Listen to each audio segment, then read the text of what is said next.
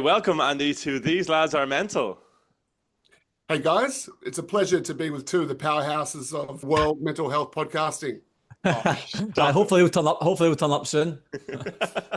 Yeah, who are you talking about? No, welcome to the show. This is actually a very exciting topic of ADHD. Sometimes I self-diagnose as ADHD, my wife too. Most of my friends are ADHD. Whilst they're amazing people, I also find it fucking infuriating living with so many ADHD people. It's hard. I'm a planner and I take time to do things, whereas my wife is like, not out with the fairies, but like just goes and does things, thinks about the parameters second, which is great from an entrepreneurial point of view. Most entrepreneurs I know, I feel like have ADHD, all the creative people, but we're dying to kind of dive into this a bit deeper about what's actually going on with ADHD, because I know even from a scientific point of view, it's still out to the jury, right? In terms of like, is it an environmental thing? Is it something you're born with? So yeah, very, very excited to talk about ADHD. So rather than me talk about it, do you want to start by sharing your own story and what led you to become, I suppose, an ADHD coach? Yeah. Well, yes, I'm a ADHD coach, and I'm based over here in WA in Perth. And I come from a teaching background, so I've taught in schools for almost 20 years, mainly in Perth, but also a bit of time over in London as well. And wasn't really on my radar, and probably not on most people's radars, and probably till about 10 years ago when it started to gain a bit more notoriety in the press and the media. And then my son was diagnosed about 6 years ago. And that changed everything for me, really brought it to the forefront. And I can vividly remember the first time it really hit me that my life's about to change is when I sat in the pediatrician appointment with my son. He's having the session, and the pediatrician's asking my son all the questions. So lateness, impulsivity, running by a motor. And I'm answering the questions for myself, going, yes, yes, yes. So thinking, oh, geez. And at the end, the pediatrician said, would you like me to organise a test for you as well? We both had a chuckle, but I actually then ended up getting tested and was diagnosed myself. And that changed everything and made me look at everything completely differently, particularly the kids that I was teaching, the boys that I was teaching. At the time, I was teaching at a private boys' school, and just made me realise the lack of support that these boys were getting. And then once I went further in the journey with ADHD, it made me realise the lack of support that newly diagnosed adults are getting as well. So lots of guys and ladies, even some in their 50s, will get diagnosed, but up until that point, they've got absolutely no idea. So yeah, so that also probably came at a time when I was probably keen for a bit of a career change, a bit of a career pivot. So ADHD coaching sort of came to me via a friend. A couple of friends heard about this course you could do. So I thought I could do the course. I'm a teacher. I sort of know how to present and support people, but also I've got this training now with ADHD coaching, and I've got ADHD. So I'm a triple threat, guys, triple threat of ADHD. And it's such a personal thing, ADHD. When you have it and you're able to support someone else with it, it's far more beneficial, I think, than say a clinician, a psychologist who doesn't have ADHD. If they're kind of guessing and using the research they've read to help someone, it's far less effective.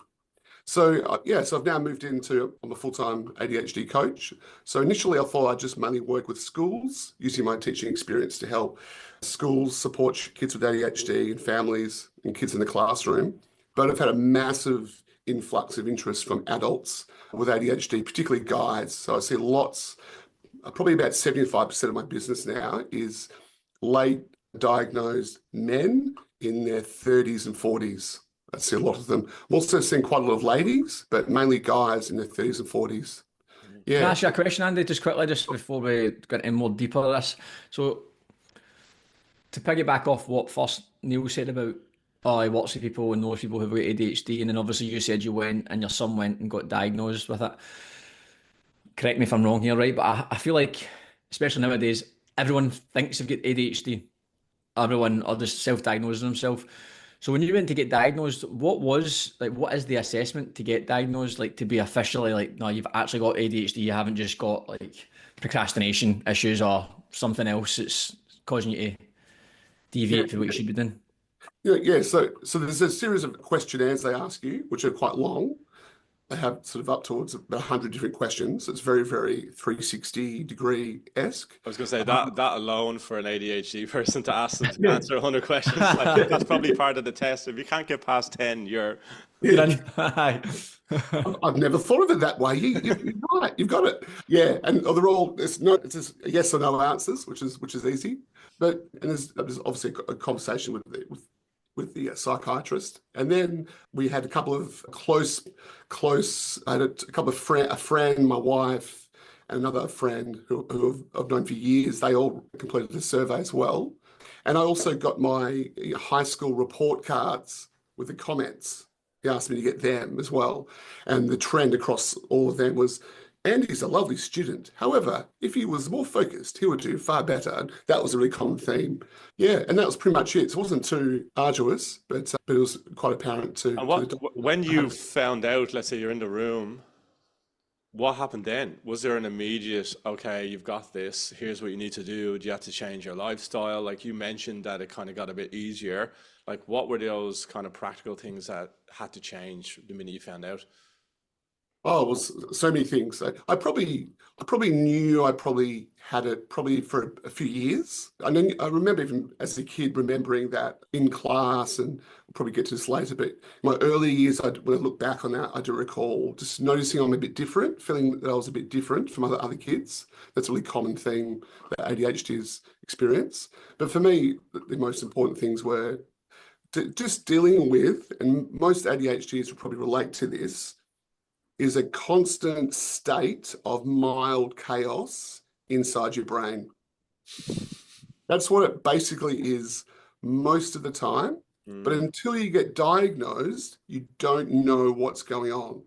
So the diagnosis for me provided answers like this is what's going on, and this is what you can do to fix that, also to work with that.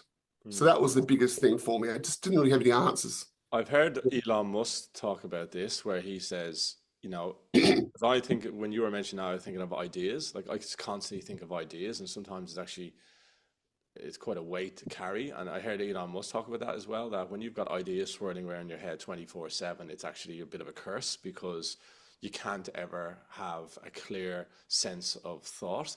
So he's constantly swirling around what he can do better, this thing, that thing, improving. Is that a common thread where you're someone who's an ideas person who's always thinking about the next thing but can't actually focus on anything? I'll certainly, and hopefully I'll get some of Elon Musk's business plans will come through to my brain. That'd be great. But no, definitely, yeah, it's a constant state of ideas, and then you'll get an idea, and you'll be thinking about it, and then another idea will come in and knock it off, and you'll feel a sense of irritation because you wanted to go back to that idea, but then something else pops up, and then 5 minutes later, something else will pop up. So it's like this sort of like line of ideas is passing by, and you've just got to make the most of it. So that can be quite frustrating. But there's lots of strategies that you can do. So writing things down. So like I've got a file, and I work with my clients to write. If you have a good idea, write it down. If you have a good thought or a good plan, write it down because it will go definitely. And that's Sorry to interrupt me. I just find it hard for you. You're going to tell me the answer, but do you not find it hard to differentiate between who's got ADHD and who's just stuck in the digital madness of 2025, where you've got information getting battered at you? I think it'd be much easier to diagnose ADHD 20 years ago, where a lot of people weren't getting as much information. Because I feel like almost every single person, let's say you get a train to work, between you waking up in the morning and then arriving at your office, if you work in an office, you've probably woke up, checked your phone, looked at a couple of articles, spoke to your partner, had a text off a couple of your mates, watched some maybe sports results come in, a couple of ideas bounced around, sat in the train, seen someone, heads daydreamed, probably about 50 ideas bouncing around. So at that point, especially on social media, you see all these creative people, entrepreneurs, etc., etc. And like you've obviously run your own business, Neil and I run our own business, which comes with multiple different ideas blasting through your brain. People want to partner with you and do things and etc. etc. So as you're talking, I'm thinking, yeah, 100%. That like I am literally sitting right now. I've got a whiteboard right next to me. I've got it is madness. It looks like something a beautiful mind. It's wild, but I've never said to myself, "Oh, I've got ADHD," but I just think to myself, "Fuck, there's too much information." So I take like some strategies to make sure, like, I'm clever on what I consume and the environment I create for myself. Otherwise, I just go down rabbit holes. Nothing gets done. However, my point to this being is, if people are listening, they're going, "Yeah, I do that, I do that, I do that." How, without even taking a 100 questionnaire thing, how do you know whether you're just in 2025 and you need to just get off the information overload we're in and you actually might have the ADHD? Is there a way of knowing that, or without taking the questionnaire? I think most people who have ADHD who eventually are diagnosed will talk about periods of complete mental paralysis where they just can't get stuff done, and a really strong and consistent pattern of things happening. So it might be can't get a university assignment in, and they end up failing the course because they can't get them in after time and time again, or repeatedly late every single time, losing a job, or being pulled up at work for not doing something a certain way time after time. So just like you said just then, Gary, you've come up with some strategies to deal with it, and it helps you. But ADHDs won't come up with any strategies on their Oh, right, own. okay, yeah. Yeah, they need the outside support to help them. So a neurotypical person will maybe come up with some strategies to get better, but an ADHD it'll just be complete chaos. Yes, okay, Yeah. that's practical. That's good. That's a good little. It's actually, You've just cleared me ADHD there, brilliant. Yeah, Gary, the bill will be in the mail, mate. I'm slightly more worried about me. $500 invoice there, brilliant. I'm more worried about Go myself. next, Neil. When Yeah. you were, can you diagnose me, please? Now, Not got enough time, mate. Not got enough time for that. I'm doing my Jedi diagnosis on you ready, Neil. I'm already on to you, mate. Well, I procrastinate. Anyone that knows me will always say I'm late. Like, I struggle to write things down. Like, I know I have to do it, but I don't do it. I have a million ideas that go around my head. I pick things up and drop them down. So I talk about being addicted, but addicted to good things, I'll pick up cycling. I'll get mad into cycling, buy all the gear, do that for a few months, and then it'll just boom, out of my brain. Like, the only thing that's actually stayed with me consistently over time are two things: playing football and fashion, like buying stuff, like clothes. Honestly, everything else comes and goes. Hopefully you get good at that soon. Yeah. Well, excuse me, what? But yeah, like I feel like I tick a lot of those boxes, like that attention. Like when someone speaks to me, Gary and I have spoken about this before in another episode around, is someone speaking to you, like I'm just thinking about something else and I'm thinking about what I can say rather than listening to the person. So I feel like in many ways I am the ADHD, but then on the flip side, I also, when you contrast between my wife and I, as I said, she goes off and does ideas where everything has to be thought out for me. Like if she says, do you want to go to the cinema tomorrow? And I say, yes, that's now ingrained in my decision making. So nothing is going to change that unless there's a force majeure event on. But when I wake up and go to the cinema, whereas by lunchtime, she might go, I'll go, what time will we go to the cinema? And she'll say, cinema? Oh, I would sleep it today. And then I'll get frustrated because I'm like, no, you said that to me. That's gone into my routine. But then again, I'm like, is that actually part of ADHD? Are you just precious? Yeah, I'm just precious. But that's the thing, as Gary was saying, I feel like sometimes my radar is completely off these days because you don't know where, like even buying a fashion item, is that me because I like fashion? Or is that me because I'm insecure and I need to buy something to feel fulfilled? Do you know what I mean? Yeah. It's interesting, but you've shown a couple of traits to me already, I must say. But one of them, not saying that you are, of course, but one of the really big traits of ADHD is we love organizational normality, and we'd like to know what's happening. We hate surprises, hate organizational surprises. Oh, fuck, that's the same with them. I don't think I'm like this, but Sue says I am. Like I like you have a certain way of drinking a cup of tea. But again, is that just because I like a cup of tea, or is it because, like I like a strong tea? No, hold on. Actually, I'm just going to interrupt, mate. You came to my house 3 months ago, and You were very particular about a cup of tea to the point where it was like, yeah, mate, there's something wrong with you. Yeah, see, that's what I mean. It's a cup of tea. I can be very particular about that, or leaving things. Like I leave things in a certain spot, I'll be like car keys, they go in the same spot every day. Now, in my mind, I just think that's me being logical because I'm like, okay, well, if my keys are on the mantelpiece, I can pick them and go. And if you subconsciously, if like, where are my keys? Oh, they're always on the mantelpiece. I think I'm being smart about that, but is that me being ADHD? Yeah, it may be a learnt habit that you've learned that works for you. And that's one of the big things that I do with my clients is we get them to learn the power of habits. So research has shown that ADHDers really thrive when they've just got a few non-negotiable habits. So they come in, close the door, key on the key rack every time. Those kind of repetitive behaviors really help us. Because it was a chat when I went down my psychology route, and went to see a guy in Sydney for a couple of years, and it was great. He got me opening and speaking about things. But part of what actually unraveled me a bit at that stage in my own journey was him saying I needed to let go because I was so wound tight with routine. And I think that was probably beneficial for me in one sense. But what I found then, maybe a year or so into it, without me knowing, because it happened slowly over time, is that I felt even more overwhelmed because I was like, well, I've let go of everything and I wasn't holding on to things as much as I was, which is great in one way. But then I didn't know where I was at. And then I ended up getting worse. Like I started spiraling a lot more because then I was like, well, I don't have my routine. And then I couldn't, and then I was getting more and more frustrated. So do you find that it is a dangerous place to be in terms of diagnosis, even getting official diagnosis and then dealing with other conditions at the same time? Oh, certainly. Yeah, definitely. And most of the people who come and see me have been diagnosed, most of them have been diagnosed for a while. So they may have been diagnosed a year or two prior to coming to see me. And the reason why lots of them come to see me is that they've been diagnosed, they've taken medication, and they don't really think much is happening. They might feel a bit more focused at work or doing some tasks, but lots of other stuff hasn't happened. And that's because they haven't learnt how their ADHD affects them, what is ADHD, and then what tools and strategies they can implement. They haven't learnt any of that a Well, year or two after. could you just maybe go back to the basics? ADHD, what is it in one line? And also, we've heard previously that there's different types of ADHD. So there's like the hyper ADHD, right? And then there's the other end of the spectrum. Could you maybe delve into the different types of ADHD as well? Sure.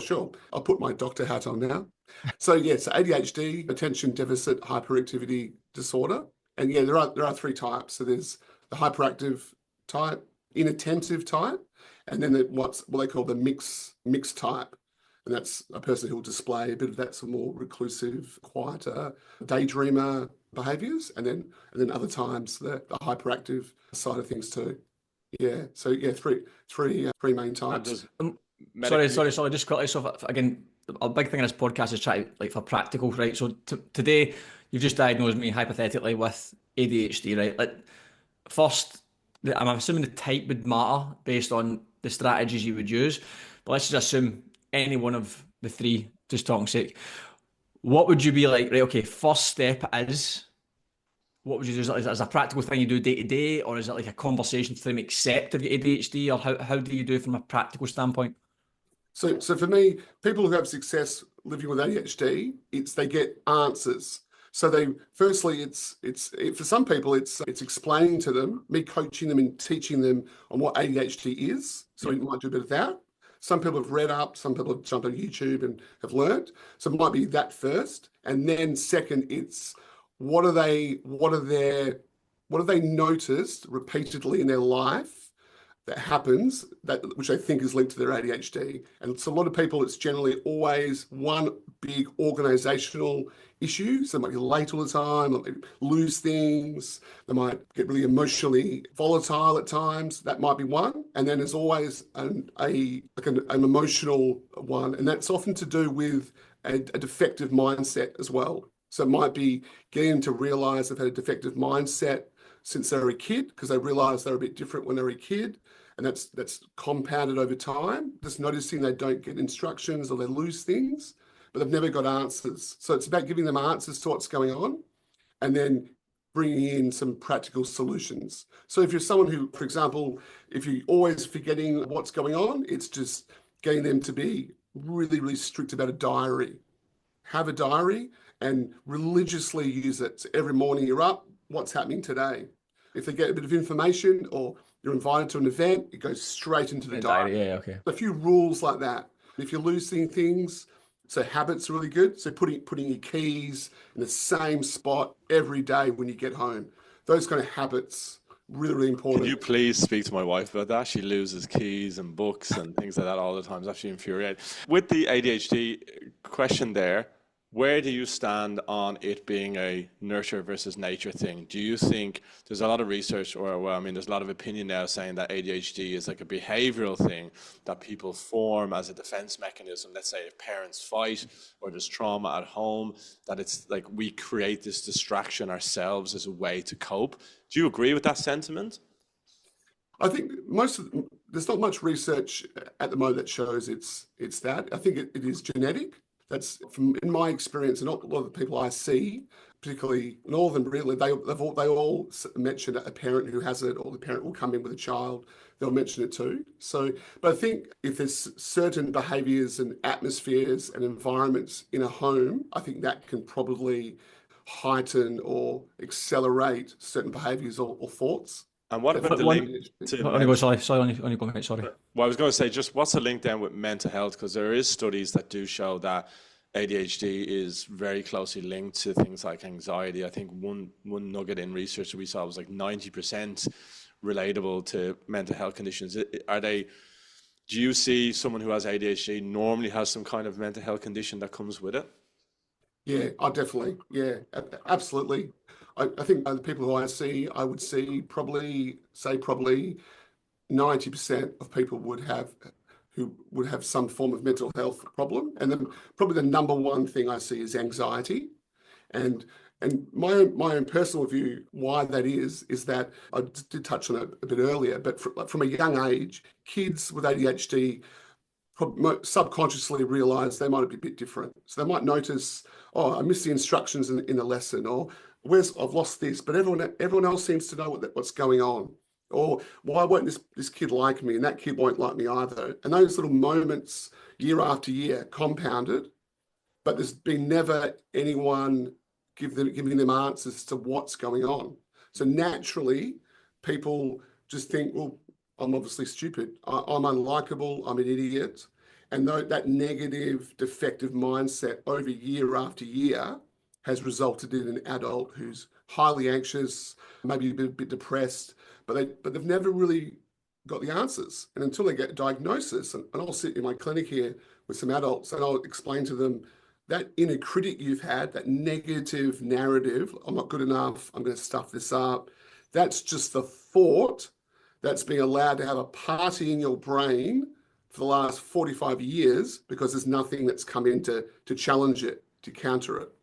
And so that's probably a great time to segue to the youth, because obviously you've got a teaching background, which is probably a brilliant little combination you've got with, and a good expert opinion you can give here. We spoke a couple of weeks ago with someone else regarding like technology and the youth space and AI, etc., where the world is going. So to go off your initial point of ADHD is looking more like genetic, research showing it's more genetic. So do you see though the trend in youth in particular that they do have those ADHD symptoms even without being diagnosed because of technology? Because I mean, kids nowadays, to try and keep their attention is probably harder than ever.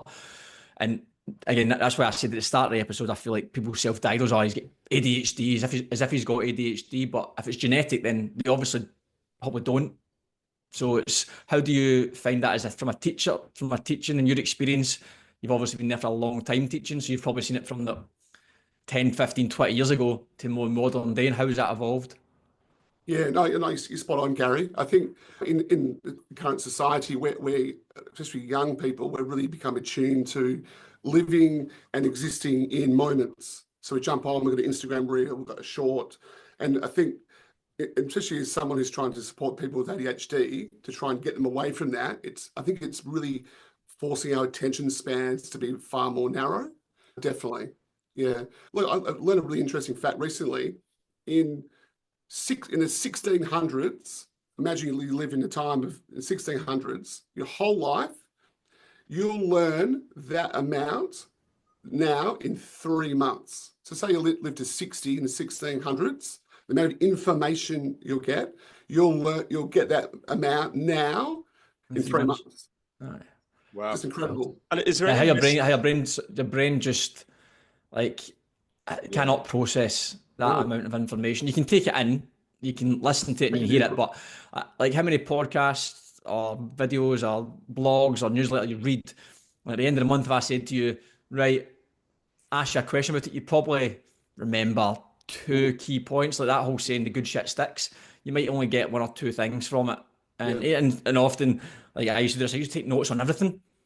But then again, 90% of it isn't relevant to what you're even going to use in practice, but you feel like you need to collect information. Basically, people now collect information. That's what they do. They just collect it for the sake of. They've got notes and Google Drives and Apple Notes and Evernote and all these different things. ChatGPT now, it's like who can have the most information, but not a ton of people do things with the information. They're not really getting smarter because they're not learning it. They've just got the information. And if you had to ask them a question, they have to go back to that information to regurgitate it, as opposed to go, yeah, I know what that is, because they've not learned it. It's a bit scary in the fact that we're potentially going to get dumber, but at the same time, also I think maybe this is just my opinion. I feel like the spectrum's going to get wider. The people who use AI well and the technology well can get infinitely smarter because they can amplify the way they learn, the learning process. They can do it and they can actually learn something in depth and they can go deep on it. Where the people just try to go wide on everything, I want to get dumber because they're relying on just typing in one sentence, getting all the information, copy paste, put that into something else, turn that into some sort of Instagram, forget all about it and think, oh, I've learned that. But they've not learned it, they've just heard about it, regurgitate it. Yeah. And I think that spectrum's going to get wider. Yeah. From a business perspective or a human perspective, you can definitely get ahead of 99% of people by taking a topic like for yourself, ADHD, and going so deep on it that you're literally a master of it. Whereas like me might go, I'll listen to one podcast and think I know everything about ADHD. Yeah, that goes back to the human brain is what we only use like 5% of our human brain. Like I remember being frustrated in school because you'd be trying to read and study and write notes and it just wouldn't go in. But then my mate would be like, I didn't study at all, and then they'd know it off by heart, and it's very frustrating. And then you hear things around autism and things like that about how they talk about it potentially being an evolution of the brain, that we are able to, hold that amount of information, almost like a photographic memory kind of thing. Like, I mean, is there any other though misconceptions around ADHD? Is there things that you hear out on the grapevine that just aren't true? Certainly. I think social media has a lot to explain for, I think, particularly with a stereotypical view of ADHD. So if you go into Instagram, etc., there'll be millions of different reels about ADHD, but they do all portray a certain stereotype, which I think is not helpful. So it's often someone who's a bit wacky, a bit mad scientist-y kind of vibe. And I think when younger people who have been diagnosed or thinking about being diagnosed look at that, they're often portrayed in a bad light where it's not, some of them are a bit humiliating, and I think that theme is detrimental as well. So some of it is true, but a lot of it, there's a whole lot more to ADHD than the wacky kind of guy who forgets stuff who's loud. Do you think ADHD is a superpower? No, I'm not in the camp. No, no, I don't think it's a superpower. Sorry, he's got a cape hanging behind him. Look. No, I just think like no. I think ADHDers can do certain tasks and think in a certain way and do a few thing when they're highly engaged and interested in it. I think they can do it better than others. I've seen it happen, but I don't really subscribe to the superpower. And what are some of those strategies? And we had one of the other questions which I'm dying to hear as well from you is, okay, you've got a mum, a brother, a partner, a wife, a husband, a kid who has ADHD. Let's say you don't have ADHD. What advice would you give to those people, let's say, living with someone who's struggling? Like, what can you do to help the environment? Well, the first thing you can do is to be massive supporter. So particularly a lot of people who come and see me, they might come in with a wife or a husband or a friend, and instantly at the end of that session, they leave. I can tell they're leaving with a bit more confidence because they know they've got someone who's got their back, someone who believes them. I told you had it all these years. I've been saying it. Yeah. There we go. Yeah, but it's just about when they've got someone at home, at work, who knows they have it, so it's not judging them, who accepts them. But then it's all about how do I support my person with ADHD? So a lot of people who live with someone with ADHD will castigate them for being lazy and maybe berate them and put pressure on them and maybe publicly humiliate them or complain about them in front of others. So that kind of stuff, they can learn, don't do that. That's not helpful. So the more you can educate the support networks around of he's not lazy, he's not deliberately trying to be difficult. Neurologically, he just struggles to do it and he needs your support. And the more you support him or her with it, the more everyone will be happy. It's really, really beneficial.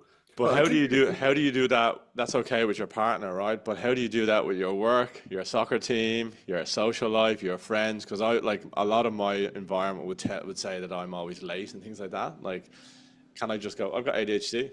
It is what it is. People go like, oh, it's a lack of respect sometimes. You know, you're not respecting people's time and energy and procrastination. I've spoken about. Like, it's hard to relay that to everybody in your circle, right? Yeah, no, it is. Yeah, definitely. And in my previous jobs, when I was teaching, I was diagnosed for probably 2 or 3 years, but I wouldn't have told anybody. And I was a teacher in a school supporting children with ADHD, but there I was feeling ashamed and it's embarrassed and still holds that. Is there shame? Is there shame associated to it, you think?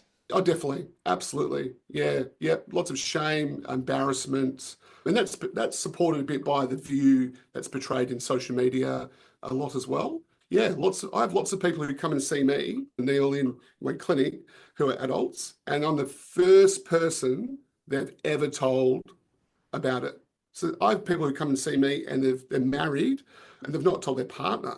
They're that ashamed about it. So they come in and they'll talk about it. Things will be coming out off their chest that they've never told anyone. And it's this the shame, the inner critic, embarrassment. Yeah. But once they've shared it, once they've got it off their chest, they realize it's okay. And here are a few little tools you can implement. Instantly, there's an improvement. And what about those strategies? So you mentioned probably the first port of call is to go and get diagnosed or non-diagnosed, right? That's number one. Number two, maybe similar to mental health in general, speak to your loved one once you've got that. Is there any other kind of common strategies? Obviously, there's different types of ADHDs. We have to be careful of like what we're saying based on what you've got. But is there any common strategy? You mentioned notebook, having a routine, putting your keys in a certain place. Anything else that comes to mind?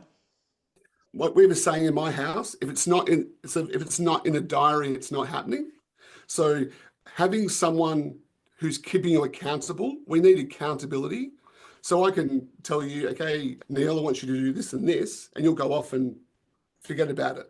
But if you've got someone at home who's also aware that what you're working on, to keep you accountable, that's a massive thing as well. I'm fucking 100% ADHD. That's literally what I say. I'm like, if you don't put it in my diary, like as far as I'm concerned, it's not happening. And even sometimes when people do put it in my diary, like it doesn't even come into my peripheral vision. And then I'll get a phone call or a text 10 minutes past 3 going, are you joining? And then I'm like, fuck, oh, and I'm supposed to be in a meeting, So yeah, I can't live by the fly, No.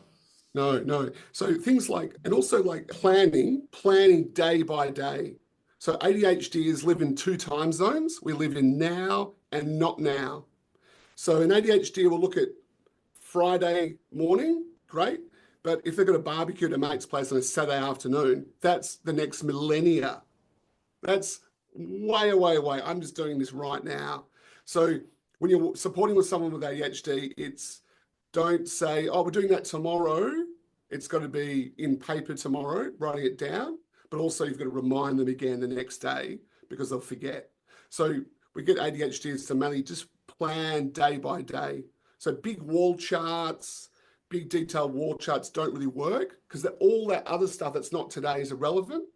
And ADHD will only categorize something that's important based on how urgent it is. So that's why a lot of ADHDs will have university assignments at last minute, they're late, things at last minute, yep, me too. Because it's not urgent, because there's still 20 minutes to go. I don't need to leave yet. So all those kinds of things, but with supports as well. So maybe reminders, so setting a thing in your phone, like a little alarm to go off to leave at a certain time, or having a partner who's set an alarm as well, so they can remind you, or they can send you a text reminder. With some of my clients, throughout the week, we've got agreed times where I will text them a little reminder to start that assignment or to start that job that we just discussed. And they've recounted back to me that kind of support really helps them. The accountability, knowing that there's someone there just supporting you, really, really, really effective. Aye, brilliant, mate. That's it. I think accountability or two key things that have sort of part of my mental health in general is talking to somebody, whether it be closest to you or an external resource, and then having someone to keep you accountable to your actions, emotions, behaviours, etc., etc. I think it's two key things. Is there anything that works for you personally? Like you go, that's my go-to. Like for instance, people with anxiety might go, oh, I love going to walk. It really, really helps me. Is there anything you do in particular? I'm big on the night before rule. Yep. So the night before, I have to get everything ready, all my clothes, laptop charged, and I leave it in the same spot in my house every night. Yep. Because otherwise in the morning, everything's chaos. in the morning. I'm running around, oh shit, where's my this, where's that? Okay. That kind of thing really helps me. And and a lot of ADHDs who do that notice they sleep better. Because knowing that's out of their mind, aye. Yeah, it's one little ball of anxiety that's just gone away. I mean, I definitely don't have ADHD. Oh, but it sounds like things I don't have the ADHD. But a lot of the traits you've suggested, what I do is before bed at night, I just do a complete brain dump. I've literally just got a pen and paper, like it's just a scratch notepad. And I just write every single thing in my head from weeks ago to what's coming up. To, it's not even relevant. I just dump it all, and every single time I do that, I sleep absolutely fine. If I don't, I'm in bed just for like 20 minutes, 30 minutes, just going over things that are completely irrelevant, man, and it just messes with your brain. So there's something powerful in that, I think, just definitely getting it out, just like vomiting everything out, and it's like I don't know what it is, but it's mental. And I think for me, it only works with pen and paper. I've tried to do it in my notes and all that. It's not got the same effect on me personally. But yeah, I think that's definitely powerful. Being organised the night before, planning, putting a diet, waking up the next day, knowing this is what I'm doing. All the other shit is irrelevant for now because that's what I'm focusing on. I don't. That's my opinion based on someone who I don't think of ADHD, but I think that's powerful in general. So I can imagine it being amplified with someone with ADHD. Obviously, we're a little bit short on time, Sully. So I don't want to be. Yeah. Well, this is kind of like our last question, but I might jump before we do our quick fire. If someone is listening to this and has gone, yeah, or their head's been nodding as one of us have been speaking, what is that next step? Where do they go? Andy Hayes, mate. Yeah, no, definitely. So it's definitely, if you think so, first step would be to go to your GP and have a chat with them. And then from there, the GP would refer you on to a psychiatrist. Psychiatrists are the only doctors who can officially diagnose. And then from there, it's not necessarily ADHD coaching, which obviously I would recommend, but it might be a therapist, a counsellor, a psychologist, getting support. But the main thing is, in my experience, I've noticed it's the practical tips that you can get in coaching or therapy more so than the medication. And then the medication. I would attest to that, even at large with mental health, that you can do all the psychology stuff, but it's the practical tips, like the toolkit we talk about a lot in many of our episodes. Adding those tools in your toolkit are the ones that actually shift to change. So, and then my only little other advice, anyone that's listening, is you're going to get bad GPs. You might even get a bad psychiatrist. Do not use that as an excuse to stop going in there and doing the work, because I compare it like a restaurant. If you go into a restaurant, you're going to have a bad meal every now and again. Doesn't mean you're going to stop eating, right? So if you do go in and have a bad, because the amount of people I know in my life is, I tried psychology once, the person was shocking, I'm never going back. You hear that so many times because it is a big step for someone to go and seek that help. And sometimes you can get a bad practitioner. Please, guys, do not let that be the barrier to you exploring that a little bit further. And then we just finish on a quick fire question round, Andy. So we asked this of all. Do we have the background music? Got some Wheel of Fortune music? Countdown. Countdown. Sully, Neil usually beatboxes, mate. If you want to start beatboxing, Sully. Well, the idea here is to try and get some consistency across the board. And look, there has been, like, it's been amazing what we've heard, but we don't want to give you too much and dilute or make you subjective about your answer. So don't think about them too much. Just fire straight from the hip. But the first one is, where do you think the world is out of 10 in regard to mental health awareness? 7, not bad, but could do better. Yeah. Okay, great. And what about your own self? Where are you out of 10 in regard to your own personal mental health right now? Probably a 6, but working on it. Yeah. Okay. From a macro point of view, sorry, a side question, where you are now to where you were pre-ADHD diagnosis, are you better off for it? Certainly. Yeah, Great. That's definitely. good to hear. And then the last one is, if you could recommend one thing for people to do, maybe let's say one people with ADHD to do to improve their own mental health on a given day, what would that be? Every day, do one fun thing, even if it's just a quick text to a mate, something fun every day. Love it. Easy, like so that. it's a wee bit of laugh, a wee bit of fun and humour. Always the best medicine. Yeah. One thing that has stuck with me is, like, do something that scares you every day. I try and do that, because normally in a You day, look in the mirror. look, but there's always something that you're going, oh, go up to someone or say hello to someone, or, you might go, oh, there's someone I know from my past. It's easy just to walk away. But if you go up and actually say hello, put yourself into your uncomfortable zone, I think is quite a nice one. I think humour's the best, mate. Humour's a bit, there's a stat I read recently. It was like, babies laugh something like 300 times over 24 hours, something like that, and the average adult laughs something like 3 times a day. Wow. Yeah. I mean, that's shocking, that. I reckon I laugh. I watch a lot of comedy stuff, and I've got a good group of mates, and we've got a good banter, so I do laugh a lot, but I feel like, I always say to my wife, I'm like, we just laugh all the time, which turns out it's a bit of a luxury, because a lot of people don't. Not because they don't want to laugh, they're just not in an environment, or put themselves in situations where they actually have to laugh. Makes such a difference to your life, man. But Gary, as well, that's a gift that you've got that a lot of your mates would really be appreciating, and you probably aren't aware of that. They don't think so, mate. They think I'm an arsehole, but I mean... That's the thing about blokes. Obviously, there's 3 blokes on the phone here, but like men's social groups wane over time. The minute we leave school, I was reading about this the other day, that, you have less time with the lads, less time with this. So it's important to cherish those moments, because sometimes you do need to let off steam. And by letting off steam amongst your peers, supports your whole life, whether it's your relationship with your partner, your kids and stuff like that. So it is something that gets overlooked a lot in terms of the male kind of community groups perspective. So definitely agree with that. Yeah. Yeah, 100%. I agree. Yeah. And I've got a couple of kids now who are sort of ending primary school. And I know I've noticed that even my friendship groups have really narrowed. And the guys who don't have kids, I find they're the ones who can get sidelined a bit. They're not part of that sort of school environment. Yes, it's important to look out for those kind of guys who haven't got married or are single. Awesome. Yeah, 100%. What's next for Andy? I mean, how do people get in touch with you, or where's your focus when it comes to ADHD going into the future? Yeah, well, I'm just this year just continue to work on my practice. I've been doing it for about almost a year now, so continue to work on that and just to work on my craft and how I can support people. But of course, the book tour, the podcast, the merch, that'll all be coming out in due course, hopefully. But you can contact me on beyondthehaze.com.au or Beyond the Haze ADHD on Instagram. And Hayes is Hayes, yeah? Haze. Oh, yeah, because your last name is Hayes. I thought you maybe put a word play there. Yeah, so Beyond the Haze. And I'm in Perth, but I do telehealth appointments right across Australia, and I've got a couple of clients in Singapore who are also see. So do you leave like a 10-minute buffer for lateness just because of your clients? Oh, 30-minute buffer. Yeah, surely you can't charge.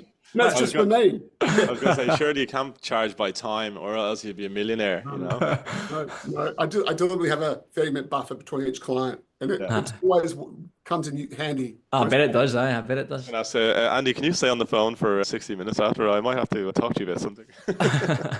Right. I'm pushed for time. I do need to shoot in the next minute or two. So, Andy, pleasure. Thanks for your time, mate. Doing some great work, mate. and it was really insightful. Good to know I don't have ADHD as well, so that was good. And Neil, I look forward to your booking. Yeah, I was going to say, Andy, I'll call you. Cheers. Okay. Thanks so much. Well, guys. Cheers, Right, guys. Have a Cheers. good Thanks very weekend. much. All the Bye. best.